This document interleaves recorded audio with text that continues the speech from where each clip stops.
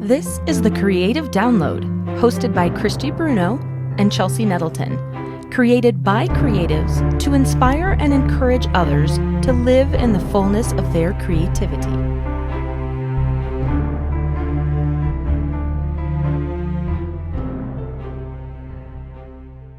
I have to be who I am, being how I am, and not try to be like what other people are, right? Right. My own And voice. there's a difference in that between learning how to be who you are, but also learning how to take like with reference songs, Yeah. learning. Perfect It's example. such an interesting balance of figuring out who you are, but also learning from other Yeah. artists and figuring out what parts of that do you like, and how does that relate to your art, and do you take that and tweak it. Or are you trying to be too much like this? I struggle with that all the time, desperately trying to get to the heart of who I am and what I'm supposed to be and what I'm supposed to do. Yeah. So it's challenging. I find it so interesting because, I mean, thankfully, like, I haven't dealt with a lot of adversity in my life as far as religion, or anything like that. Like, I have never been shunned by my family because of my beliefs or anything.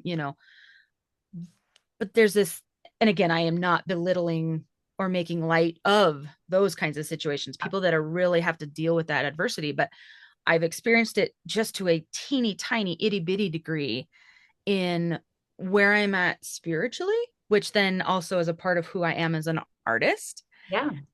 And then again, I kind of chat about my mom a little bit because we're in different places as far as, like, I want to see my art. I do want to see it become my full-time career and path. And I want it to support me so that I can continue to do it more and more.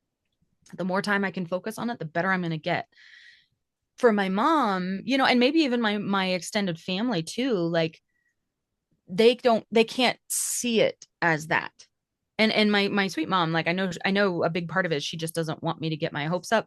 She doesn't want me to make bad financial decisions, that then put us back into a spot, where we were after I left my job. And she totally gets why I left my job. That had nothing to do with, art and that kind of thing. But it's hard because, like, even that conference that we're talking about, potentially going to in October Yes. is I thought of that when you were totally, talking about it. Yeah. totally art based. And I'm like, Mhm. not afraid, not literally afraid, but I'm like afraid to tell her about it and how excited I am that I really want to go, but also it's going to cost money. And I'm trying to figure out, how do I justify that? How do I figure out, and I'm like, I'm genuinely anxious about it, but I'm like, but desperately want to go. And I'm like, You know oh what, God, this is Chelsea? hard. It is. I like to call this the in between because we're in the in between in Yes. places. And Yes. people who are that's so it's why it's so important that we have like this and we have Yes. other people that know what that's like to be in the in between. Mm-hmm. Oh, we were just talking about this. I don't know why I didn't use that language with George and Lori. It's just this like part of like, so we wrote this song, my own life. Mm-hmm. I Really, it's can't like wait for for it to us, come out. Oh, I'm so it's excited for and it. it's about like realizing what you're talking Mm-hmm. about. Like it is Mm-hmm. about realizing you're not living for you, you're living for someone else, Yep. what you've been told to live. And you Right. realize this and you have to face this. And then I was like, I told them yesterday, I'm like, okay, so now what? We've like, what do you do next? Right? Like, what do you go into the in between? Yep. And the in between is you don't necessarily, you're like on this journey of like having to trust that, you left this, I'm not a big Henry Ford supporter in some of his personality, but I'm a supporter in what he did. And Yeah. what he did was, and I used to talk to my students about this because it was part of our history.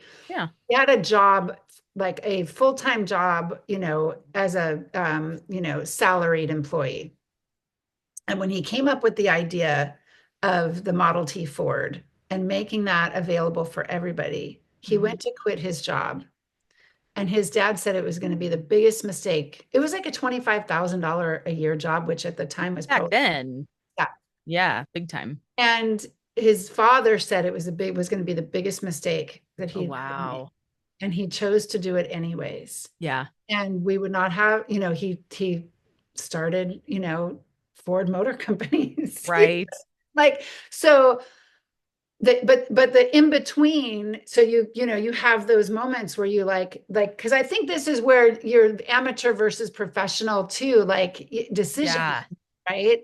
Yes. Like for us to go to this conference in October is so important. Like you went to film school. This is Hmm. exactly what you should be doing in October. Right. Right. And yet, But but it's like it's leaving behind like you've done you're in the in between.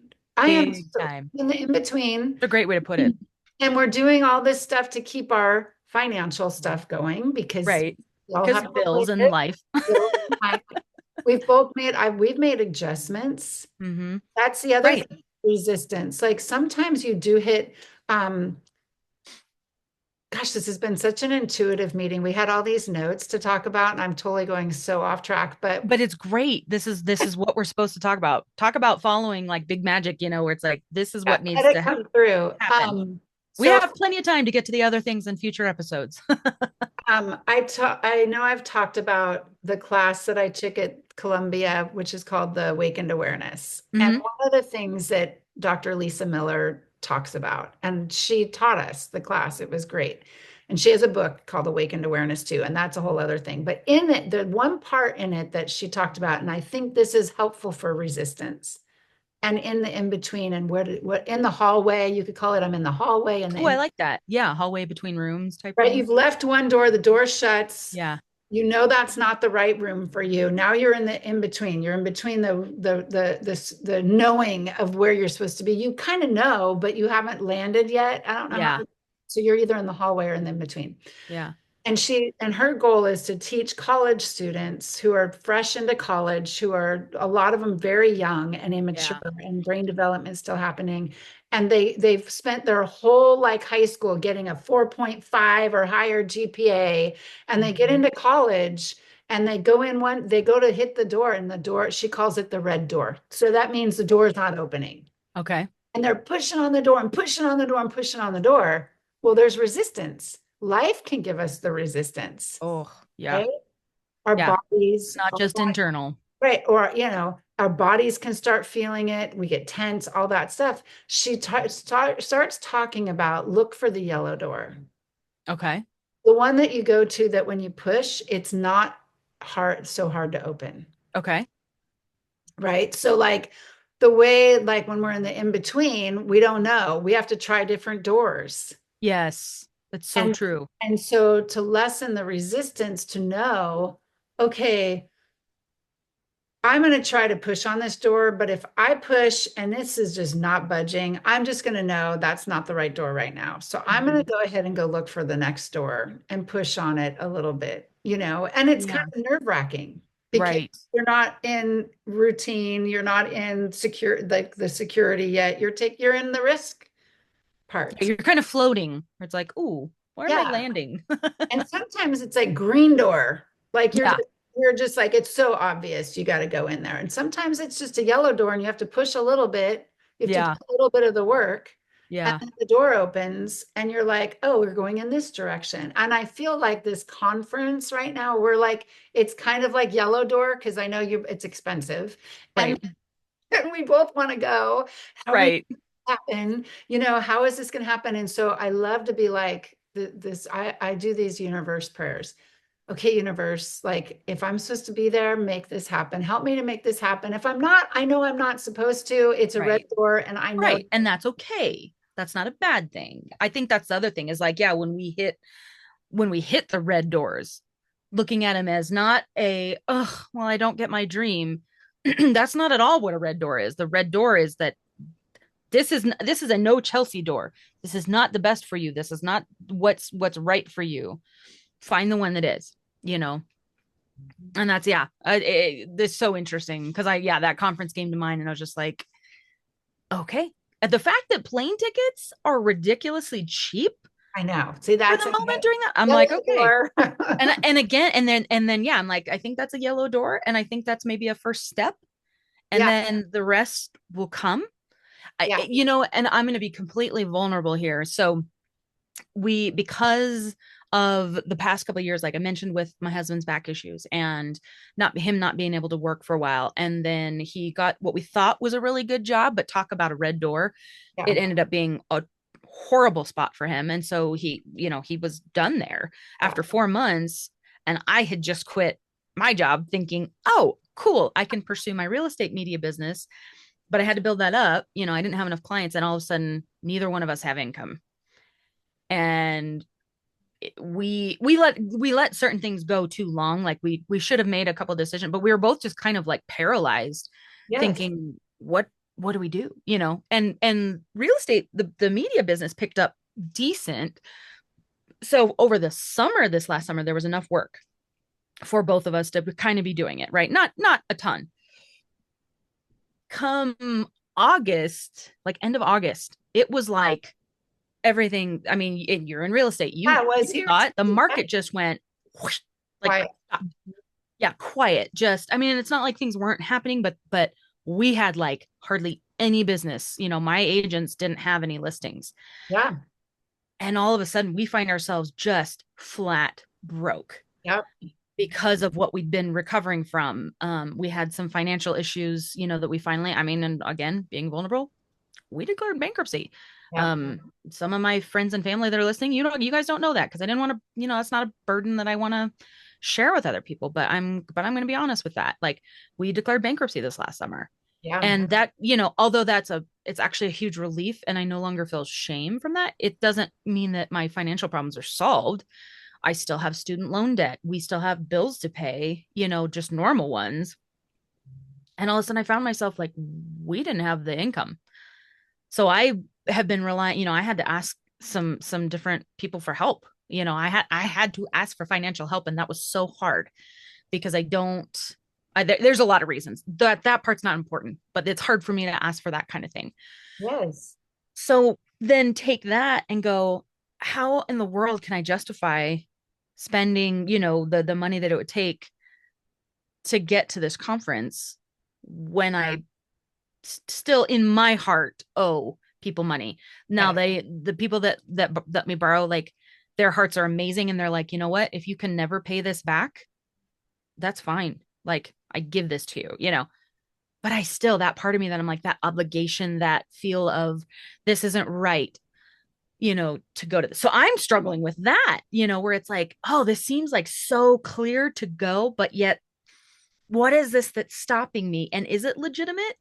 Or is it resistance? Is it me creating reasons why I can't go? Yeah.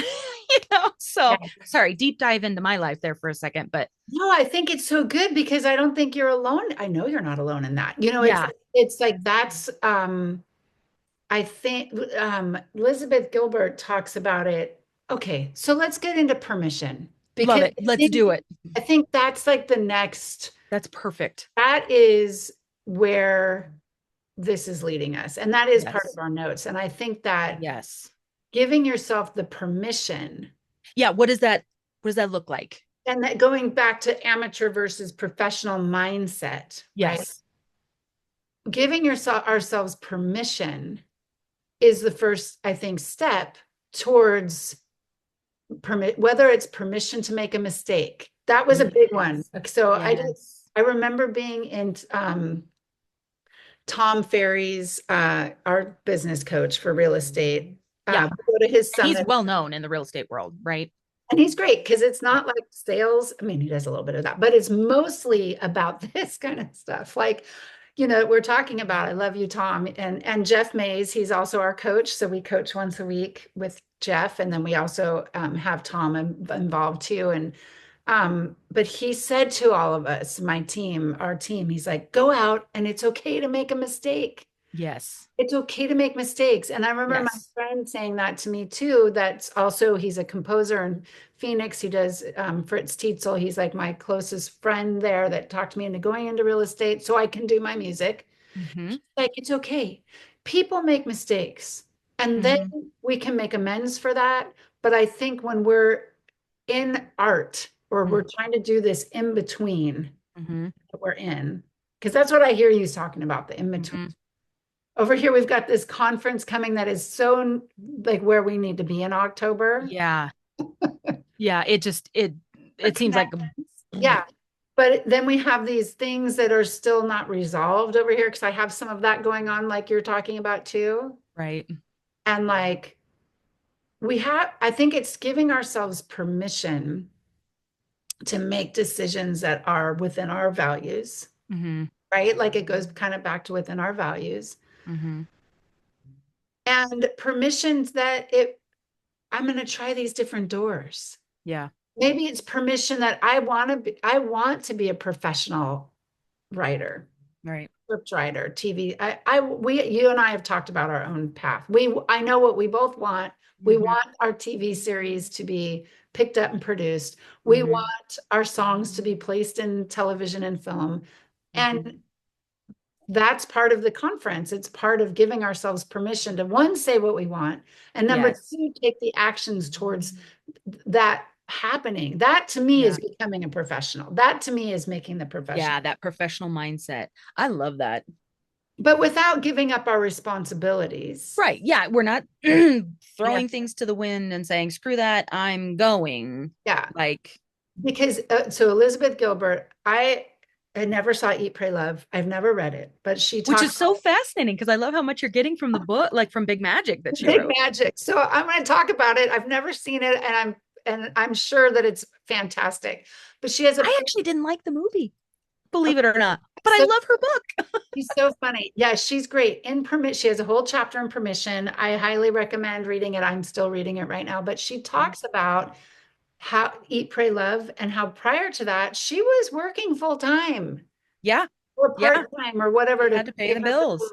and had like a bunch of books that had been out. And I love the part where she talks about she met a man in Brazil and she asked if she could put him in the book. And see, I don't know the book because I haven't read Eat, Pray, Love, but I'm telling you out of Big Magic. Yeah. And how he said sure, and she goes, "Don't worry, nobody reads my book." Nobody reads my books. and then And 6 million copies sold. You know what I mean? So, and so, then it became a so movie. she's talking about giving herself permission to continue to write, like, because that this goes back to like what you were saying with amateur versus Mm-hmm. professional in the mindset is that just because you're not making money Mm-hmm. doesn't mean you're not doing it, what you're creatively doing. And she was writing all the time and putting books. Yeah. Yeah. Putting books out and they weren't going really anywhere, but she kept doing it. She kept not because she was like, oh, one of these days. It was she had to. That Yeah. was her heart and soul. Like again, like with this podcast, if it never goes anywhere or if it only impacts a few people, like we know now that we can't not do this. Like we have to Yes. do this That's podcast. also why we're doing the podcast. Also, why we're doing it. Because we say stuff like that on the podcast and then we go, oh, remember we said that and now it's recorded and out there we have to do it. It's so true. And it's funny. I was watching or I was reading, and maybe you sent this to me. I can't remember, but there was something that I saw on social.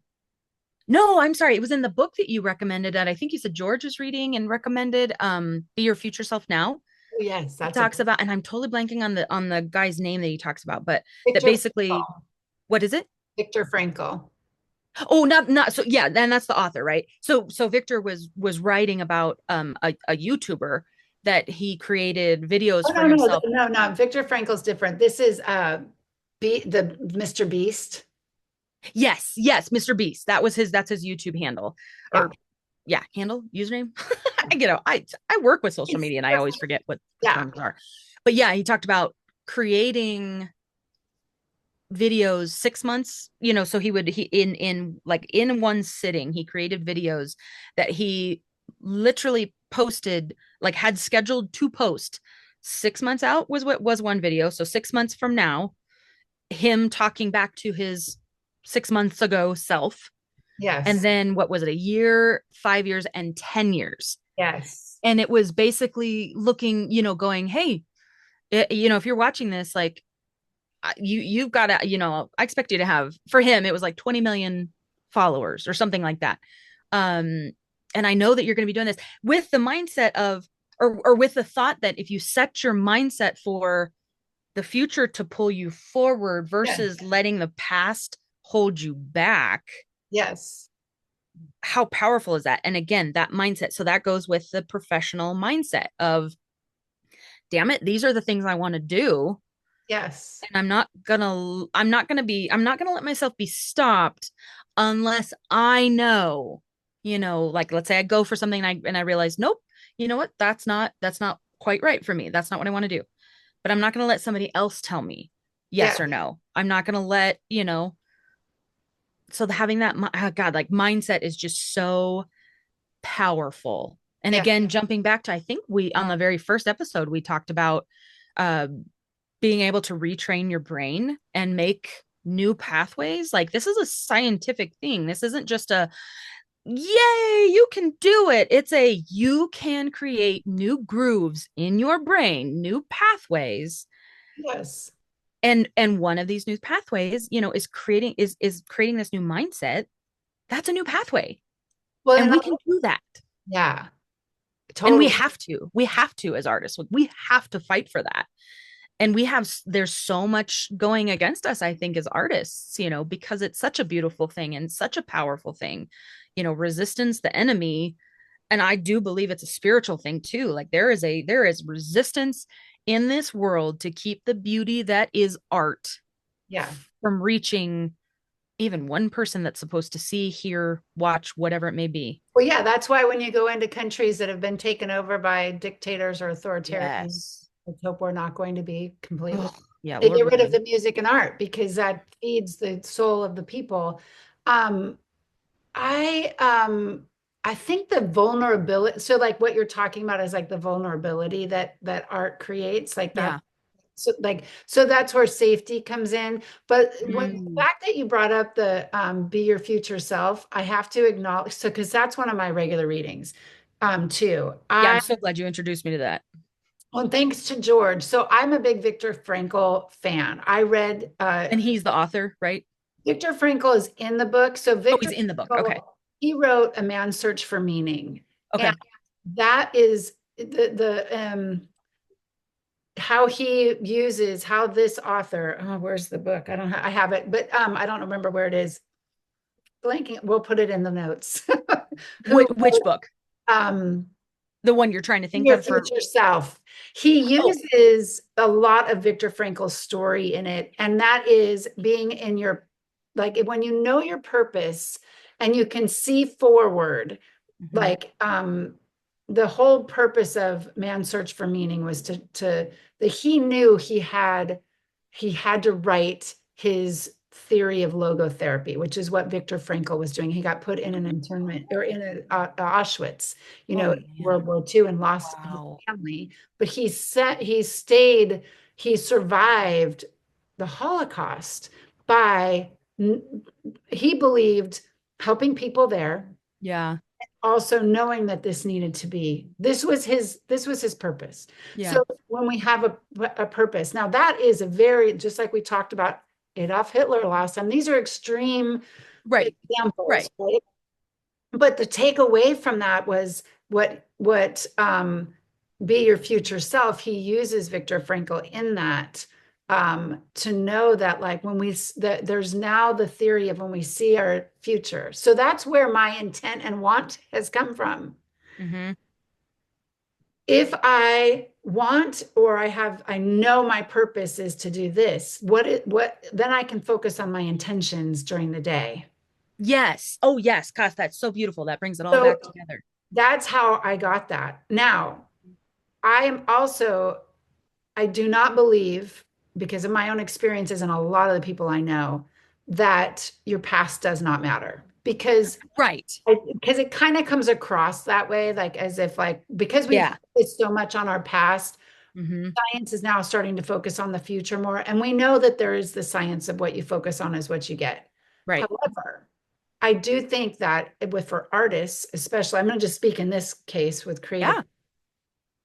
when there has been trauma in our Hmm. past, that becomes a big part of our resistance going forward with what we want. Yes. Very true.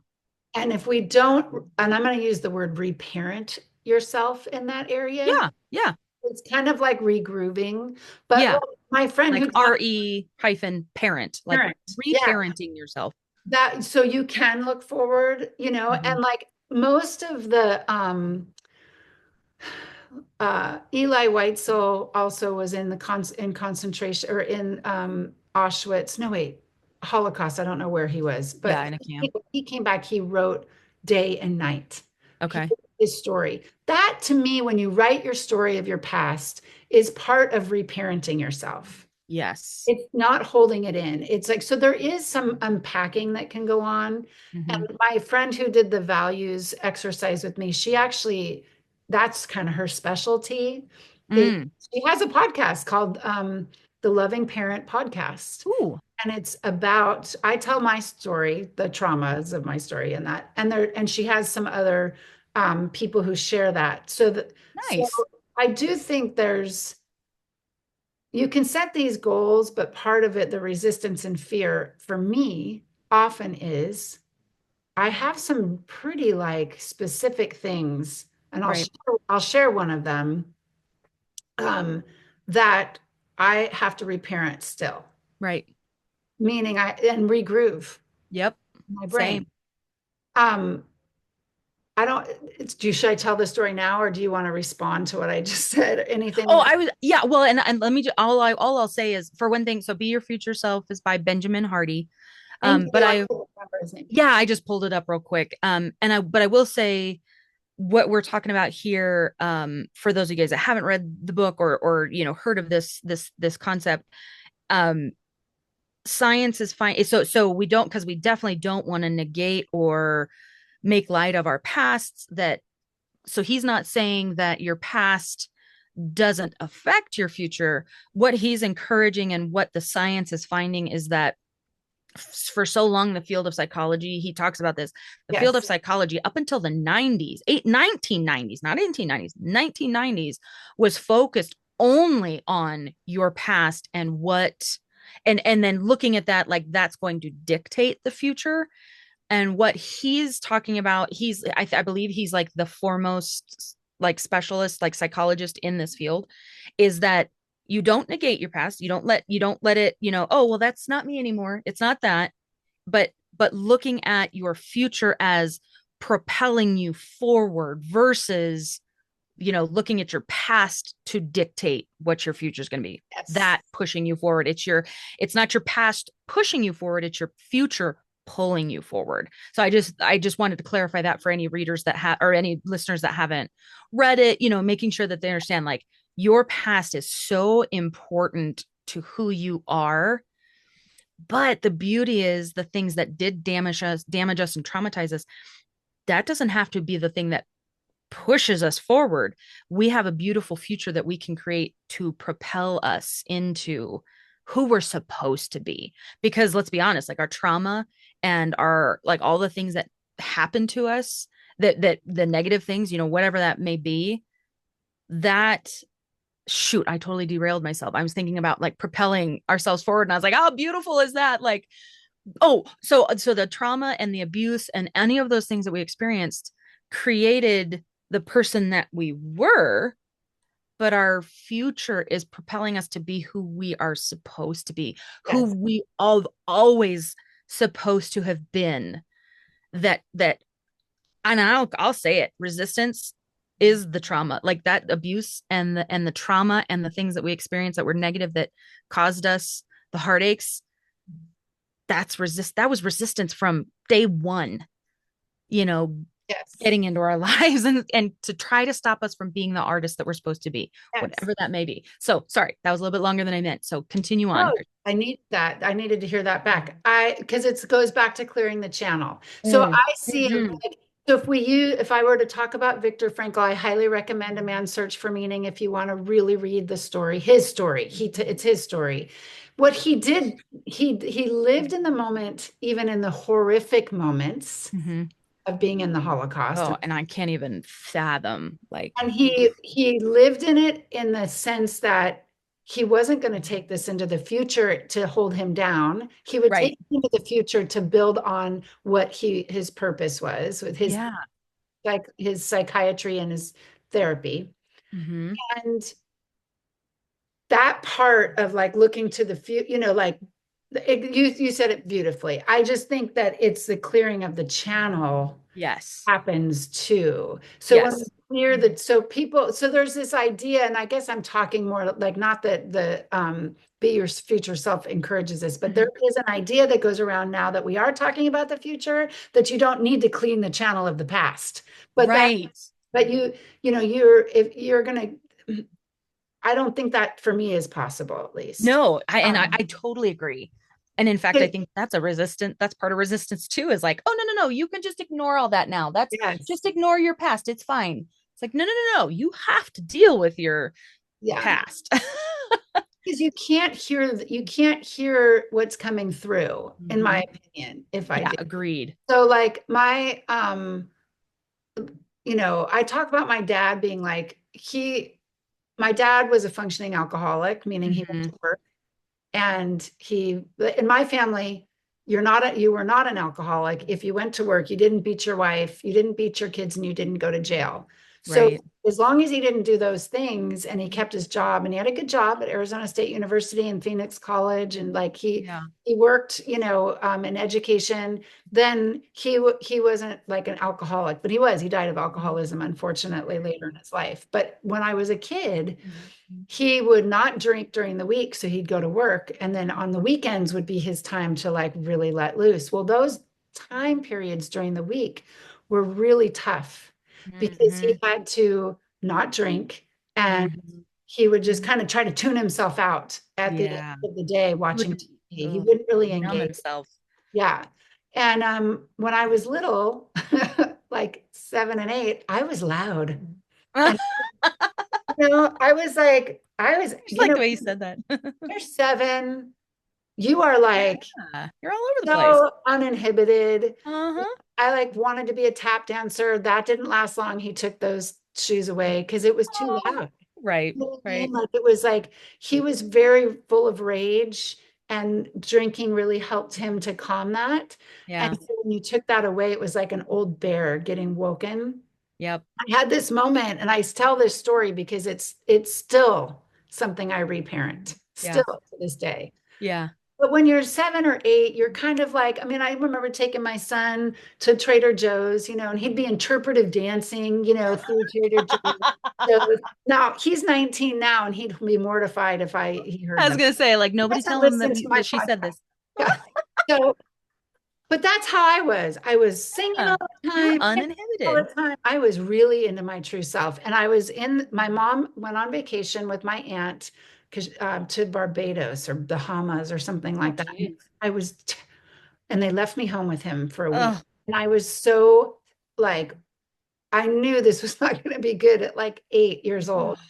And man. so I'm in the bathtub one night, and I am singing, this is the 70s. I am singing a Chicago song. I think it was a Chicago song at the top of my lungs. I am in total joy and just myself, Yeah. just being me. Yeah. And my dad comes in, you know, you might sound good to yourself in there, but you sure don't sound good out here. Write it down. No. And that moment, I Oh, felt like a part of me, like kind of just hide away.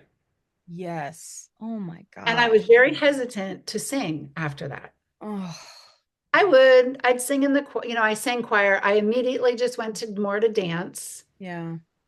but my singing voice got really squashed. Oh. And I think when I was like 24, and I had quit drinking myself, Mhm. and oof, Mhm. that voice got loud. That little person that wanted to sing again got loud. Um, and I was finding out who I was. Mhm. I was like, okay, I have to take a voice class. And that was like the first step of reparenting that little 8-year-old that got told, when someone says to you that close to you, you sound good to you, but you don't sound good to everybody else out here. That is devastating. Yeah, I mean, to this day, when people say, and I appreciate you, Chelsea, because I sent you something and I sent and so when people come back and say, well, you got to work on your pitch, I have to, and I'm always working on something Right, right. but I was so afraid because I was so afraid. The biggest fear is someone's going to say to me, you know what? Oh You gosh. think you sound good? Right. No one really thinks you do. Oh, that's like And a dagger to the soul. I don't even like saying it out loud because it's like so vulnerable. I mean, it really is like That's my really vulnerable. biggest fear. Yeah. And um, but I've done a lot of re-parenting around it, Mm-hmm. right? So like I went and took this great voice class at San Diego City College with Penelope Hawkins, who I've talked about. She was an opera singer and Yeah. she undid a lot of that for me. Oh, it's amazing. And so she undid some stuff and allowed me to sing and like focused on my strengths. She Mm-hmm. did with all of us because I think most of us had some trauma in the class. Oh, I can guarantee it. I Yeah, it was just feel like like voice one. artists. Yeah. And she gave us this was the first time I'd sang in front of people outside of a chorus. Yeah. So the end result of the class was you had to sing a song she picked for you in front of the class. And Dang.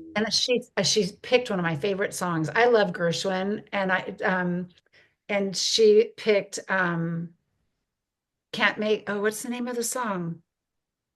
Anyways, it's a Gershwin song. It'll come to me later. But and she picked it in a higher Oh, range. And dang. I did great. Oh, I I was love scared it. out of my mind. And she Yeah. was just like, wow, you have a great range. That's And amazing. but I would have, it took me from 8 years old until I was, no, I was actually probably 25 or 26 then Yeah. to even do it. Yeah. God. And then when I did that, it was kind of Oh. like, oh, the gate, see back Yeah. to Jules' line of the We monkey, talk about the monkeys. for like from 23 to like 26, those, let me out. And That's like a sweet release. Like that just makes me laugh so hard in a beautiful way. I know, right? And so I like started to let her wake up again and go, okay, we're going to Yes. take this a little bit at a time. I took some piano and I did, I started just allowing that into my life. Yeah. And then I started listening I started singing more and I didn't ever hear anybody say that again because it wasn't me. It was him. Yep. It was Oh, you didn't hear anybody else ever never say heard that anybody. again. I've never heard anybody say that again to me. Yeah. But my dad at the time was in such a bad place, Yeah. is so unable to hear the joy of a child singing. Yeah. Like you can see it now, Now I can see it, but I've but done a lot of reparenting, but that trauma doesn't ever completely go away. So yep. like when I go in to do work on my vocals, I Yeah. have to remind her it's okay. We don't have to Right. be perfect. That's the Right. other part that incident drove my perfection to the point that I Yes. wouldn't do it because I Right. have to sing perfect. And I don't know if anybody listening here remembers how high that guy can get in the band Chicago. So That's funny. I still love to sing in my high voice. It's like Yeah. it feels the best to me. I Yeah. know it doesn't always sound the best, but and like I said, she had me singing it because I actually can sing pretty high. Yeah. That's awesome. I didn't But know that. you know, but I was just in there, the freedom of a child. So I guess Yes. I'm going to say this for all you parents out there. Have a little budding singer and they're not singing on key. That's okay. Let them just sing it out. If you have to put in earplugs, it's kind of like, not to go on about my stories, but I switched to band and I got the clarinet because I was told I could only pick the flute or the clarinet. I could Oh. not keep that damn thing from honking. I hated the clarinet. I love the sound of it, but I hated Right, playing. right. Yeah, I hated playing it. Oh my And gosh. it was the same situation. This was like I'm 10 at this point, and my dad's like doing the same thing. He's, Oh no. and I'd have 30 minutes to practice, and when that timer went off, he'd come down and say, All done. You are done. And one night I broke that clarinet into I don't know how many pieces. And I quit learning instruments Oh, because I was so afraid of like the process of making the mistakes. you're so damaged by Yeah, and that. Yeah. my dad was a big music lover, and in my teen years, we sang a lot, to Patsy Cline or whatever, and I never heard that again from him. But in that Interesting. period of time of his life, he was in such a bad place, Yeah. and his response to me was so impactful at such a young age that it Hmm. took a lot of reparenting for me now to be like, oh, like I can do this if I want to Right. do this. Like I can reparent myself. I can Right. talk about it now. Like I couldn't even talk about some of this. Oh yeah, no, I totally get that. And and I can 100% relate, and I'm sure that there's a lot of people out there that can relate to that story. I mean, thankfully for me, I didn't have, like, again, I talk about my mom. My dad wasn't part of the picture, which caused it in its own self, its own trauma. The one or maybe one or two times, there was one time I still remember this when I was 15. I had started learning to play guitar, and I didn't see him very much. And then, because of reasons that I won't get into, I saw him again when I was like 15. Um, and I, or maybe, no, I'm sorry. I was like, this is important because this was like when I was like 17 or 18 when I started learning the guitar. And I happened to see him. He was able to come see us, and I was so excited because he used to take me, like, the one or two times that I actually got to hang out with him when I was little. I actually got to go. And I don't know how this was possible because it was at a bar, but like I remember going to karaoke. And I loved singing, and I think he even like somehow like got me up on stage to sing. That was the one thing, because he liked to sing, and that was the one thing that we could even slightly connect on, but there wasn't like a deep connection there by any means. So he comes to see us after years and years of not seeing or hearing from him, and I start learning guitar, and I was like, oh, in my head, I'm like, oh, this is the one thing I can connect him. I'll Oh, play him, because it was so awkward. I don't know the man. yeah. And I was Yep. like, oh, but he would love this. I'll play this thing on my guitar.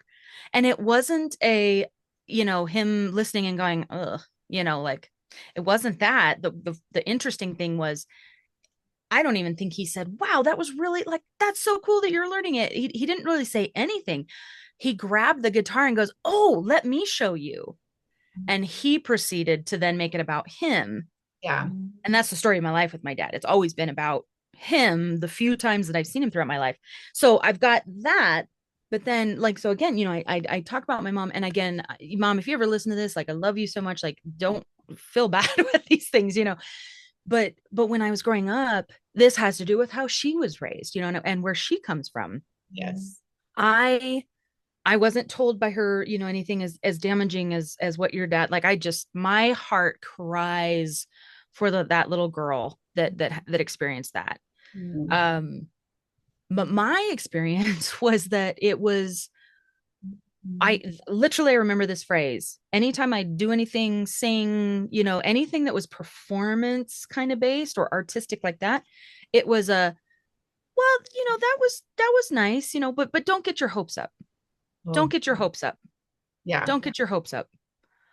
I can't tell you how many times I heard that phrase, Yeah. and how devastating that was, to the point where I was like, oh, okay, so I can do this thing that I'm good at, but I can't focus on it. Like, it's just I don't even want to say hobby, because I think hobbies are important, and it's okay if your art is your hobby and that's all you want it to be. That's great. Oh, yeah.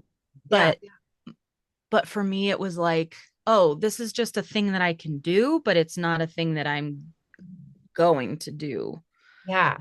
It I was think, more like, it was like a skill, and great, but you're not going to do anything with that because that world is too hard. And I think she and I have even talked about it, like, as I've gotten older, like, what she meant by that was she didn't want to see me devastated. She didn't want to see me hurt. She was genuinely trying to protect me in the best way that she knew how, because she, had a hard time. Like, she had gotten her hopes up for a life that didn't end up being what she thought it was going to be, and she's had to work through some of that.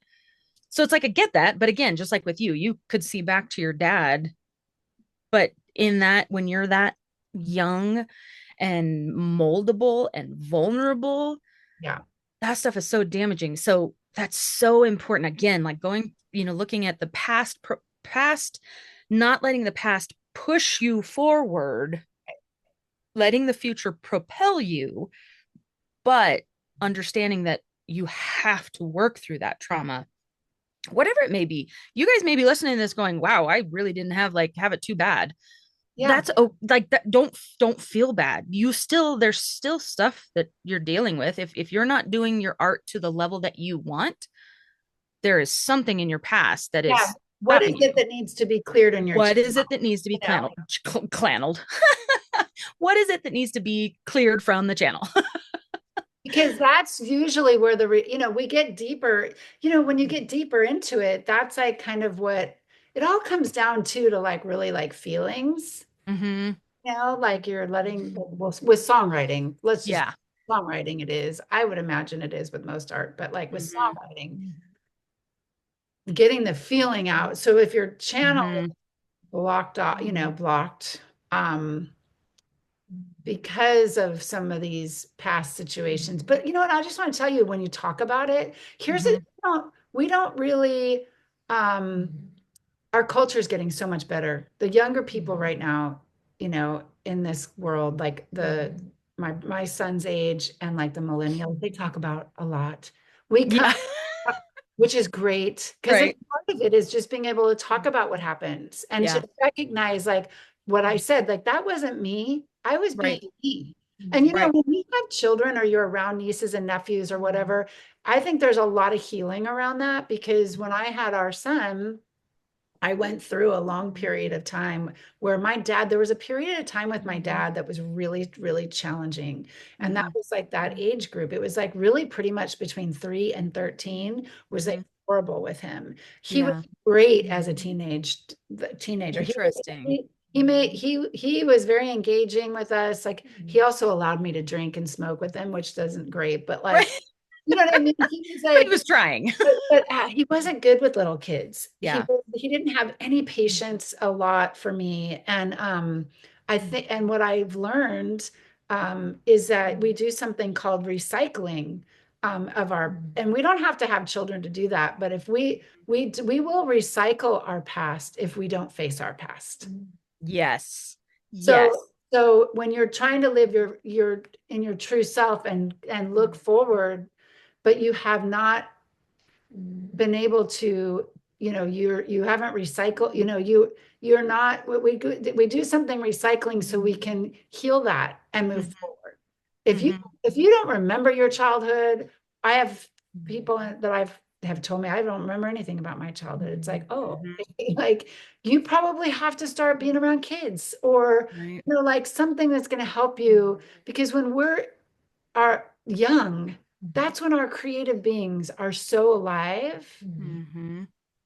And if we can't connect to that, because we're all, integrate that back Mm-hmm. into your life. I Mm-hmm. don't mean go be a child. I don't mean Right. go pretend like you're a little kid. I Right. mean connect to that whole person of yourself. So Mm-hmm. we recycle. And I did that with my son. I did that when he would Yeah. be interpreted in dancing in Trader Joe's. I could look at him and be like, that's great. Yeah. He's Oh, I love that because that's I don't have kids of my own. I have some stepkids, but I came along in their lives when they were, 12 and 15. So I didn't get to be there for the young age. And I have some nephews. But again, I didn't get to be around them as much as I would like just because of distance and all this. But I do remember, so I have two experiences already that I'm like, ooh, that's cool because I didn't recycle. I changed it up from what I experienced. Like my I don't know if I don't think this will embarrass him because he's lovely, but my nephew Josh, when he was, gosh, 8 or 9, and I lived on the East Coast, he lived out here in Durango, and we came to visit, and it was a really good bonding trip because I hadn't seen them in a long time. um he's such an entertainer. He is so fun to listen to and tell stories now. Like cracks me up. Like I like laugh so hard with him. And then to see him with my other nephew Ben and then my brother, like they're hysterical to me. So Josh is an entertainer and a storyteller, right? So when he was like 8 or 9, after that trip, or I should say during that trip, he asked if he could write me letters. And I was like, oh my gosh, 100%. I love getting mail. I love getting letters and things like that. And he's like, can I write to you? I was like, I would love that. So I was encouraging that because I was like, he's dyslexic but he still wanted to write. I was so impressed by that. Um, and so he would write me these adorable little paragraph long stories. He didn't write me a letter like, hey, I mean, I think there was maybe a quick little in there like, hey, Aunt Chelsea, and Uncle Dan, like, love you guys, miss you guys. And then there'd be a little story on its own little piece of paper that he wrote for me. It wasn't from school. And Yeah. it was the most random, like, there, in all senses of a story, like it didn't necessarily make sense, but it was so precious.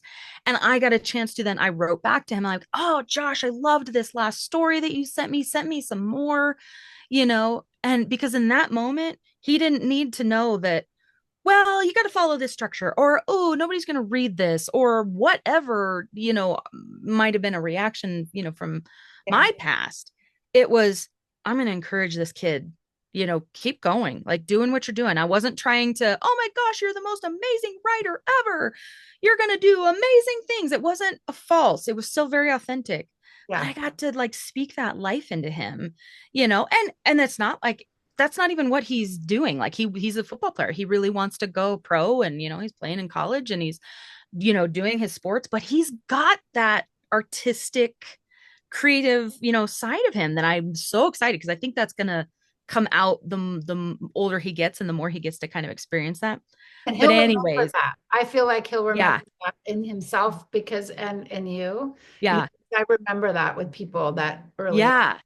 And saw that. it was such a cool moment. And then the other cool thing is, again, I talk about my best friends, their kiddos. I call them my adopted niece and nephews.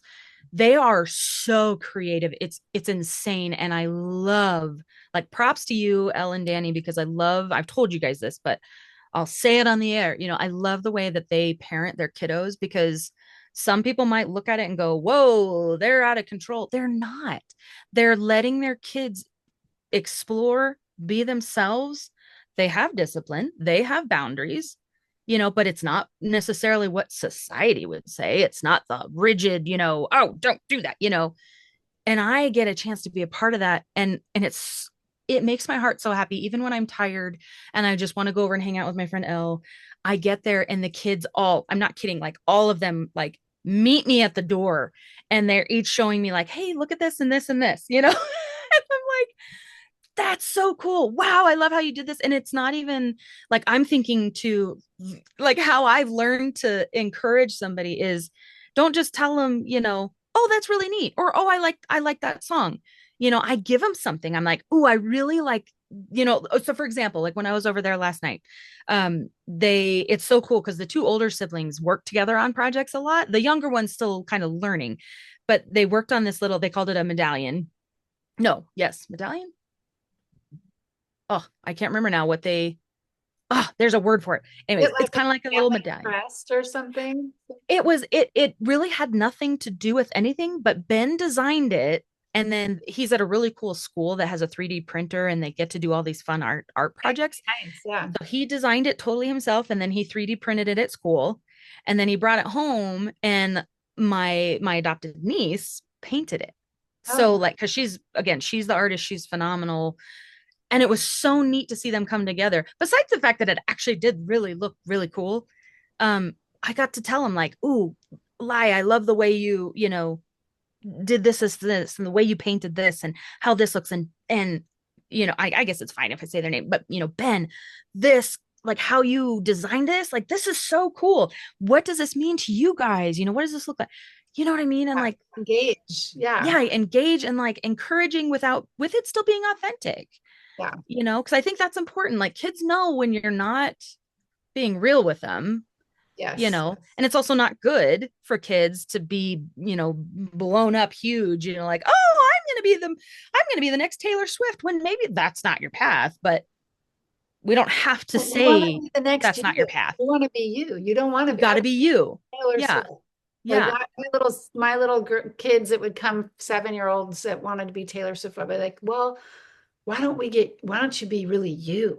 You know, Yes. Oh like, yeah, when you were teaching them like the yeah, songwriting. it's like that would be they want to be to. But Right. that's the thing. We think we want to be somebody else, but it's kind of like goes back to that the values and all that. It's like really what we want is to Yep. really be ourselves. Is to really be ourselves, To and give to be ourselves okay with that. permission to Giving ourselves permit. Oh, and I cut you off a little bit there. Say that again. give ourselves permission because that's really what we want. To We be want to ourselves. know. I really believe this for everybody. Now, Yeah. this is a bold statement to say because I know a lot of people could say, how would you know what I want? But Right. I really do believe at our core, we really just want to know ourselves. We want to know and live 100%. ourselves and our true selves. And I also have the belief that each and every one of us have a place to fill in this life that no Mhm. one else can fill. Yep. Absolutely. And so I think sometimes people like, I think Taylor Swift is doing that. Hmm. And that's where she's supposed to be. Yeah. She's being authentically herself, faults and Authentically, all. that's right.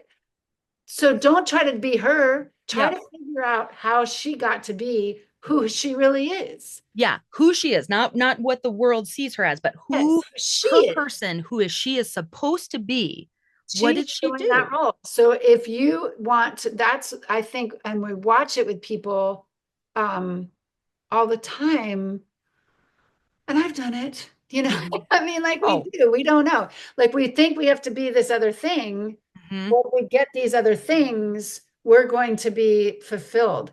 Right. Listen, you can get all the money in the world. And if you don't know who All the you are, fame, all the success. it is not going to feel good. Right. It's not going to feel satisfied. You are not Yep. going to have that.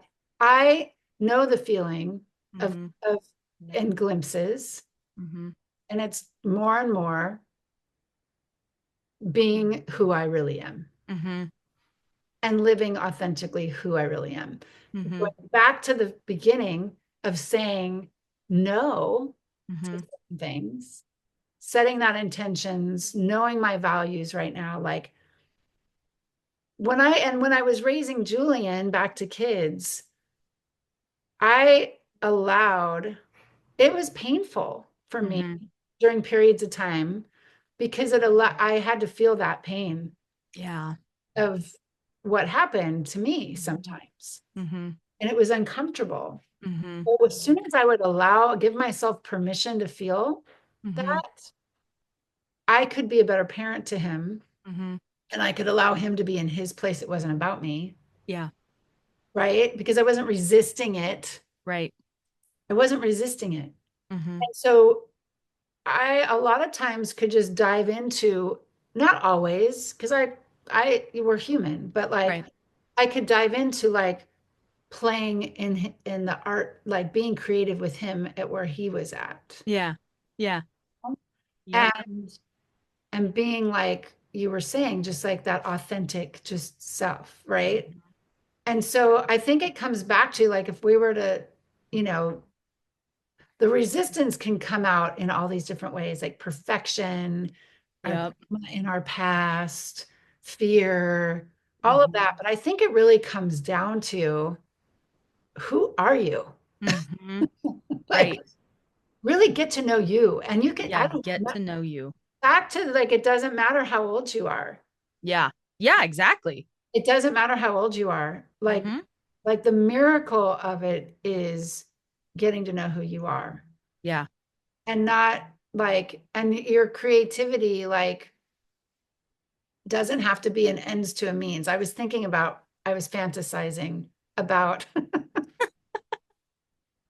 fantasizing about being the people like doing the show Honey for Uh-huh.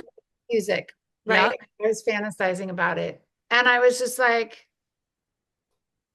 is that really gonna like make me happy? It would be cool, but it would be But cool. is that really what you're supposed to do? Yeah. And I went Yeah. and I stopped myself and was like, okay, universe, I want to do what I'm supposed to do. Show me what it is. Show me what it is. Yep. Yep. What is my role? Because when you do it, I have been there. I've actually felt this alignment. You know it. You know Yep. this is where I'm supposed to be. This is exactly what I'm supposed to be doing. All those doors are opening. Yep. Everything's falling together. Yep.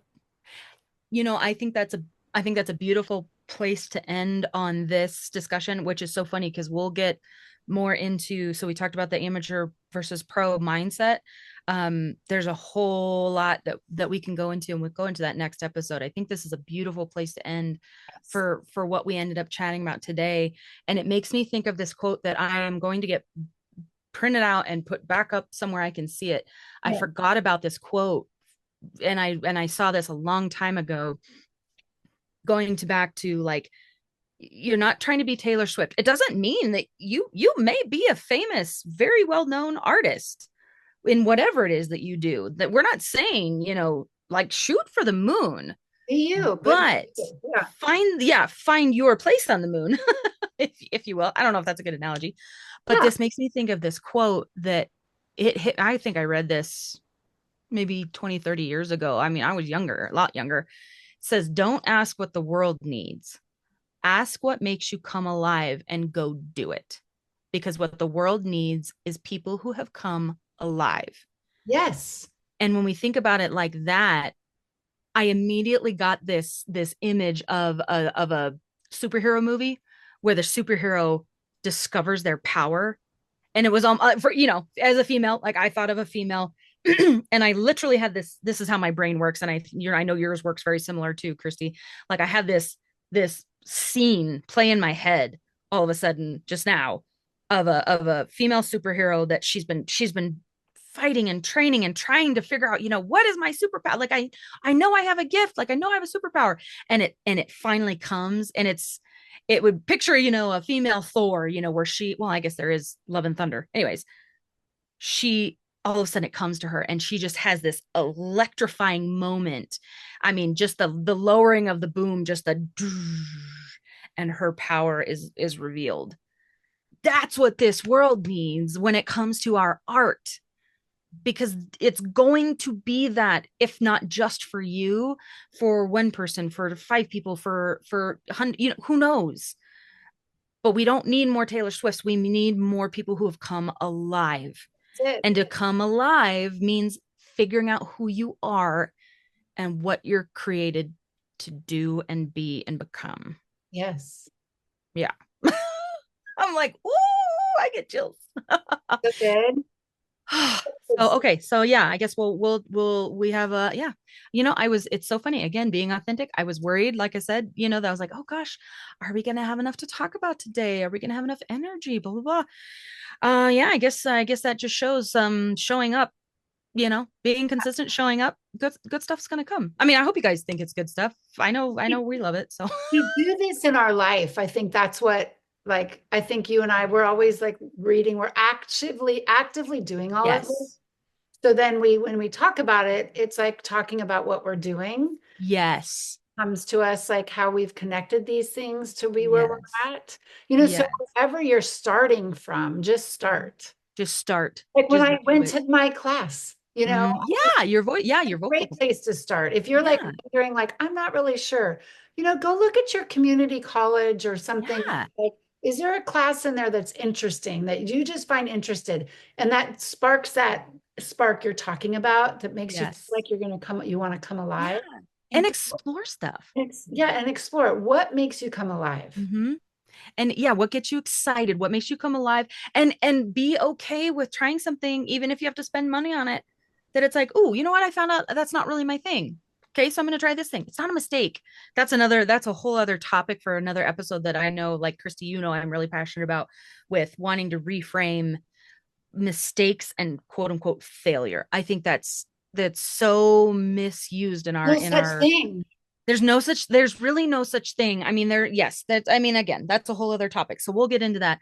I relate what you just said though to, I want to get back into swimming, right? I don't really want to go to the rec center that's like the main rec center where I might actually see a lot of people. I don't really want to be in a swimsuit and see people that I may know.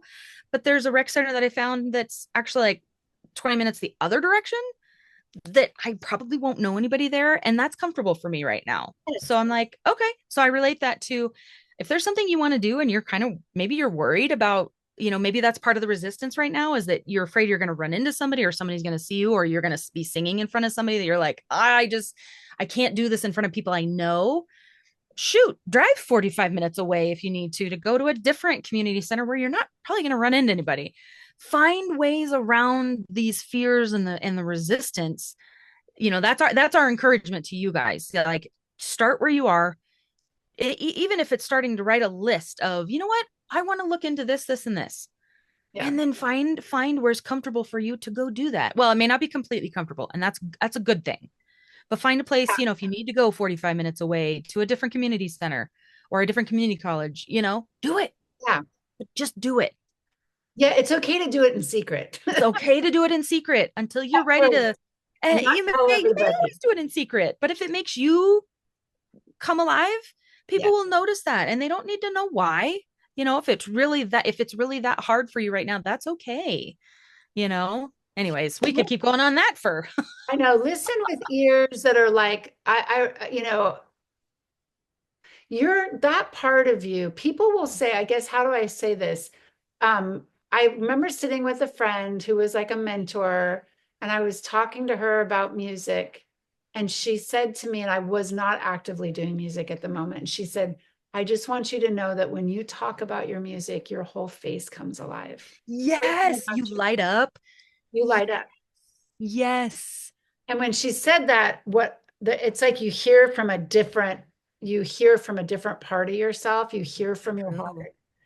And it was a little seed planted that, oh, that's what lights me up. But I still at the moment couldn't do it. I was deep in doing like learning how to be a parent and like, but it was started. Yeah, and that just made me think of that. It was like, oh yeah, people have told me that. So if it lights me up, that's what I need to do. That's what you're listening. I don't need to quit my day job. I don't need to go do that. But I can. You can take that class.